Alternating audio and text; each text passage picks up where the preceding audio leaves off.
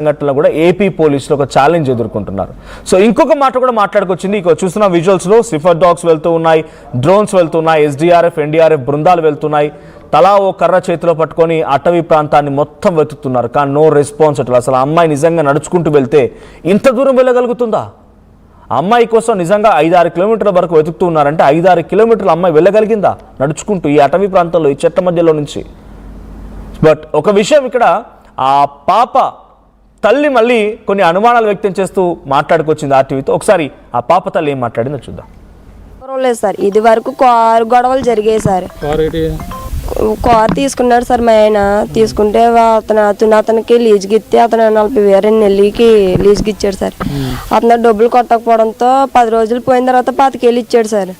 ఉన్న అమౌంట్ ఇవ్వలేదు. అలాగని అతను వెళ్ళి పత్తిపాల్లో వేరొకరి దగ్గర తాకట్టు పెడితే డబ్బులు కొట్టలేదు. అలాగని 1 మంత్ పేమెంట్ చేయలేదు, 2వ మంత్ పేమెంట్ ఎలా చేస్తాడు. అలాగని 50 జీపీఎస్ ద్వారా వెళ్ళి బండి తెస్తాడు సార్. ఎన్ని రోజులు అవుతుంది జరిగింది? జనవరిలో జరిగింది సార్. మన 26 జనవరిలో జరిగింది సార్. ఈ రోజు నైట్ తెచ్చాడు సార్ బండి. తెల్లవారుజామున 4:03 ఆ టైంకి తెచ్చాడు. ఆ రోజు సార్ జనవరి తెస్తేని ఆ రోజు నైట్ బండి తెచ్చిన వెంటనే దొడ్డుగొల్లో పెడేసి అబ్బాయి ఇక్కడికి వచ్చాడు సార్. ఇక్కడికి వచ్చి ఆ రోజు ఉదయం తెల్లారితే ఉదయం అనగా పని చేసుకొని నైట్ బోర్ల కోసం తోటలో జనాలు ఉన్నారు సార్. ఆ రోజు నైట్ కూడా 20 మంది ఉన్నారు సార్. పని చేసుకుంటే ఇంకా పని అయిపోగానే తోటలోకి ఇంటికి వచ్చేసి స్నానం గ్యాస్ మీద నీళ్ళు పెట్టుకున్నాడంట. అబ్బాయి కూర్చున్నాడంట.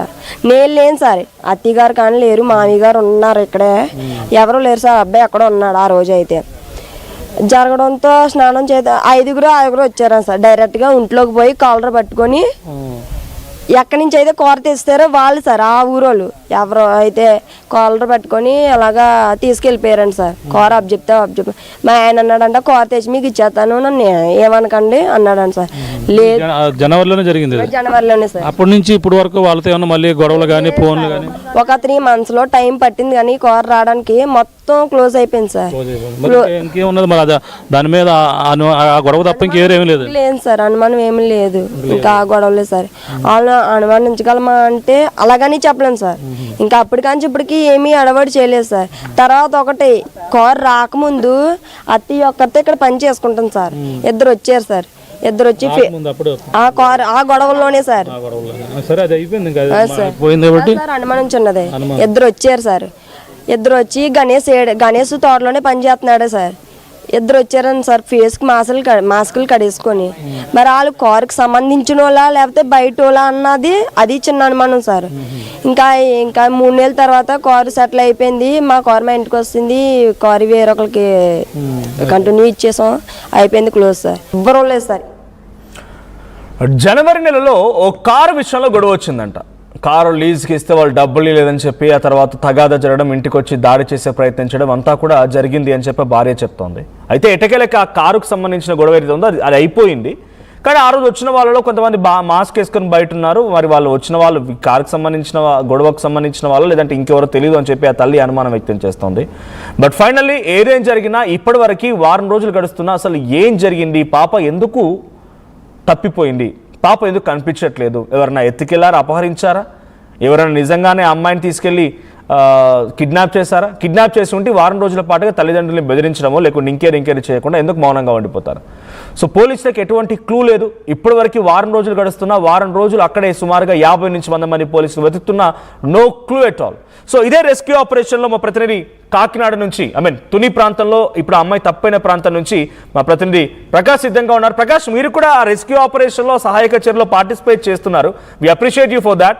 సో ఏం తెలుస్తోంది ఇప్పటివరకు? ఆ పాప సుమారుగా 4-5 కిలోమీటర్లు చుట్టూ ఆ ఇంటి చుట్టూ వెతుకుతున్నారు. అటవీ ప్రాంతం, కొండ ప్రాంతం, కొన్ని చెట్లు ఉన్నాయి, పొదలు ఉన్నాయి, వీటన్నింటిలో వెతుకుతున్నారు. నిజంగానే ఆ పాప ఇంత దూరం వెళ్ళగలుగుతుందా? వెళ్ళగలిగితే ఆ పాపని మిస్ అయినటువంటి ఇన్సిడెంట్లో ఇప్పటివరకు నో క్లూ ఎట్ ఆల్. అటు తండ్రిని కూడా అదుపులోకి తీసుకున్నారు. తండ్రిని అదుపులోకి తీసుకోవడం అంటే ఎలా చూడాలి? కేవలం ఇన్ఫర్మేషన్ గ్యాదర్ చేయడం కోసమేనా, లేదు పోలీసులు తండ్రిపై అనుమానం వ్యక్తం చేస్తున్నారా? మనోజ్, ప్రధానంగా చూసుకుంటే పాప చిన్నారి 2.5 ఏళ్ల ఏదైతే జ్ఞానేశ్వర్ మిస్ నేటికి 7 రోజులు పూర్తవుతుంది. ఇప్పటికీ కూడా పాప జాడ తెలియక అనేక మంది తలల ప్రధానంగా ఈ పాప ఏమైందని ఒక పక్కన తిరిగినటువంటి పోలీసులు అధికారులు మొత్తం అంతా కూడా తలలు పట్టుకున్నారు. అన్ని కోణాల్లో కూడా విచారణ చేపట్టారు. కానీ ఎటువంటి క్లూ కూడా రాకపోవడంతోనే అనేక మంది పాప ఏమైంది యావత్ తెలుగు రాష్ట్రాల్లో కూడా ఒక ఉత్కంఠగా ఎదురు చూస్తున్నారు. ఇప్పటికే వారం రోజులైన నేపథ్యంలోనే పాప క్షేమంగా ఉందా లేదా, ఏదైనా జరిగిందా, నిజంగా కిడ్నాప్ చేసుకుంటే సురక్షితంగా ఉండే అవకాశాలు ఉన్నాయి, అలాగే ఏదైనా ప్రమాదం జరిగి ఉంటే మాత్రం ఆ పాప మరి ఏమైంది అనేది కూడా ప్రతి ఒక్కరిని కూడా తొలిచివేస్తున్నటువంటి ప్రశ్న. ఈ నేపథ్యంలో పాప కోసం అయితే ఆర్టీవీ కదా ఆ మిస్ అయిన కాడి నుంచి కూడా ఈ యొక్క ప్రాంతంలో కూడా మనం జల్లెడ పెడుతున్నాం, ఈ యొక్క ప్రాంతాల్లో కూడా అన్వేషణ చేస్తున్నాం. అలాగే మన వంతు బాధ్యతగా పాప ఆచూకీ ఏమైంది అనేది కూడా తెలిపేందుకు కూడా ప్రయత్నాలు అయితే మనం కూడా చేస్తున్నాం. ఇప్పుడు 7వ రోజు కూడా ఈ యొక్క ప్రాంతంలోనే ఉన్నాం. ఇప్పుడు చర్చ ఆపరేషన్ అయితే కొనసాగుతుంది. పాప అన్ని కోణాల్లో విచారించారు. మొత్తం పామాయిల తోటలు అలాగే జీడిమామిడి తోటలతో పాటు ఈ యొక్క ప్రాంతాలన్నీ కూడా జల్లెడ పట్టారు. ఎటువంటి క్లూ రాలేదు. మళ్ళీ చివరికి తండ్రిని అయితే ప్రస్తుతం నిన్న సాయంత్రం పోలీసులు అయితే మరొకసారి అదుపులోకి తీసుకున్నారు. అదుపులోకి తీసుకుని మరొకసారి విచారణ అయితే చేపట్టారు. అంటే క్రాస్ చెక్ చేస్తున్నారు. అలా ఇచ్చినటువంటి స్టేట్మెంట్ పదే తీసుకున్న నేపథ్యంలో స్టేట్మెంట్ లో ఏదైనా డిఫరెంట్ వచ్చే అవకాశాలు ఉంటాయి. అలాగే తల్లిని విచారించున్నారు. తల్లికి సంబంధించిన స్టేట్మెంట్ తీసుకున్నారు. నేను సాయంత్రం మరొకసారి తండ్రిని అయితే ఏదైతే క్రైమ్ పోలీసులు అయితే అదుపులో తీసుకుని తన కోణంలో ఏదైనా క్లూ దొరుకుతుందా, తండ్రి ఎవరిపైన అనుమానాలు వ్యక్తం చేస్తున్నారా అనే కోణంలో అయితే ఆయన అయితే విచారించినట్టుగా తెలుసుకొస్తుంది. అలాగే నిన్న సాయంత్రం తీసుకెళ్లి రాత్రి 10 గంటల ప్రాంతానికి మరొక ఆయన్ని తెలుసుకొస్తుంది. ప్రధానంగా అందులో అనేక అంశాలు, అంటే ఆ తండ్రి ఎవరితోనా విభేదాలు, అంటే గతంలో మొదటి నుంచి కూడా కారుకు సంబంధించిన విభేదాలే తప్ప విభేదం లేదని కూడా చెప్పుకొస్తున్నారు. అప్పుడు జరిగినటువంటి కారు గొడవ మామూలుగా పెద్ద స్థాయిలోనే గొడవ జరిగింది. అంటే సాధారణంగా ఆ కారుకు సంబంధించిన విభేదాల్లో జనవరి నెలలో ఆ కారు కోసం డబ్బులు లావాదేవీ విషయంలో కొంతమంది వ్యక్తులు రావడం, ఇంట్లో ఉన్నటువంటి గణేష్ ని తీసుకుని బయటకు తీసుకొచ్చి కొట్టడం, అతనిపై దాడి చేయడం, ఆ కారుపై సంబంధించిన మొత్తం ఈ విషయంలోనే చాలా పెద్ద గొడవ ఒక సినిమా స్టైల్లో కూడా జరిగిందని కూడా చెప్పుకొస్తున్నారు. అంటే సినిమా పక్కిలో వాళ్ళందరూ కూడా రావడం, ఆ ఇంటిపైన దౌర్జన్యం చేయడం, వాళ్ళనైతే ఈ విధంగా కొట్టి ఆ కారు ఇచ్చేస్తానని కూడా ఎవరైతే ఆ డబ్బుల విషయంలో పూర్తిగా రాకపోవడంతో ఆ విషయంలో ఆ గణేష్ ని చాలా అక్కడ అంతా కూడా వాళ్ళంతా కూడా ఈ విధంగా కొట్టిన నేపథ్యంలోనే అప్పట్లో చాలా గొడవ జరిగింది. ఆ తర్వాత అయితే పోలీస్ స్టేషన్ కి వెళ్ళడాలు అవన్నీ కూడా సెటిల్మెంట్ చేసుకోవడాలు ఈ గొడవ విషయమే చెప్పుకొస్తున్నారు. అలా కూడా తర్వాత కూడా కొంతమంది ముందు గొడవ జరగక ముందు కొంతమంది రెక్కి నిర్వహించారు, వచ్చారు, తిరిగారు. అప్పుడు ఈ విషయాలు కూడా తల్లి జ్ఞానేశ్వరి తల్లి కూడా చెప్పుకొస్తుంది. ఈ గొడవ తప్ప మరొక గొడవ లేనప్పుడు మరి ఏం జరిగింది అంటే అనేది కూడా తెలియని పరిస్థితిగా పోలీసులు కూడా తలల పట్టుకున్నారు.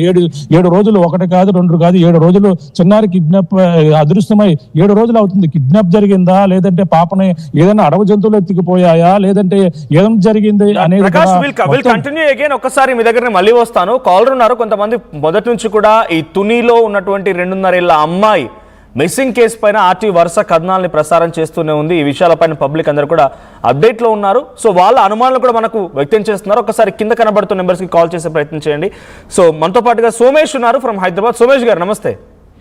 హాయ్ అండి, నమస్తే అండి. నేను సాఫ్ట్వేర్ ఇంజనీర్ అండి, హైదరాబాద్ లో ఉంటాము. మేము ఒక 5 days చూస్తుంది. ఇది కిడ్నాప్ అయి ఉంటుందండి. ఎందుకంటే సోమేష్ గారు కంటిన్యూ చెప్పండి. రైట్, ఆయన డిస్కనెక్ట్ అయిపోయారు. బట్ కిడ్నాపే జరిగి ఉంటుంది అండి అని చెప్పేటువంటి మాట ఆయన చెప్తున్నారు. సో ప్రకాష్, నిజంగానే పబ్లిక్ అనుమానంలో భాగంగా నిజంగానే 7 రోజుల పాటుగా అమ్మాయి కనిపించకుండా పోయింది అంటే దేర్ ఇస్ ఎ ఛాన్స్